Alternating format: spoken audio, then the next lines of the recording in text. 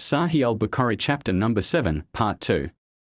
Heraclius asked the translator to convey to me the following. I asked you about his family. And your reply was that he belonged to a very noble family. In fact, all the apostles come from noble families amongst their respective peoples. I questioned you whether anybody else amongst you claimed such a thing. Your reply was in the negative. If the answer had been in the affirmative, I would have thought that this man was following the previous man's statement. Then I asked you whether any one of his ancestors was a king. Your reply was in the negative. And if it had been in the affirmative, I would have thought that this man wanted to take back his ancestral kingdom.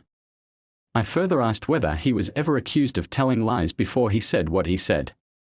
And your reply was in the negative. So I wondered how a person who does not tell a lie about others could ever tell a lie about Allah. I then asked you whether the rich people followed him or the poor. You replied that it was the poor who followed him. And in fact, all the apostles have been followed by this very class of people. Then I asked you whether his followers were increasing or decreasing. You replied that they were increasing. And in fact, this is the way of true faith, till it is complete in all respects. I further asked you whether there was anybody who, after embracing his religion, became displeased and discarded his religion. Your reply was in the negative. And in fact, this is the sign of true faith, when its delight enters the hearts and mixes with them completely. I asked you whether he had ever betrayed. You replied in the negative, and likewise the apostles never betray. Then I asked you what he ordered you to do.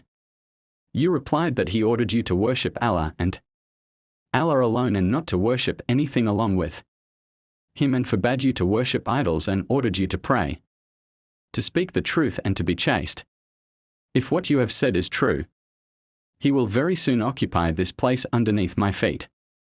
And I knew it from the scriptures that he was going to appear, but I did not know that he would be from you.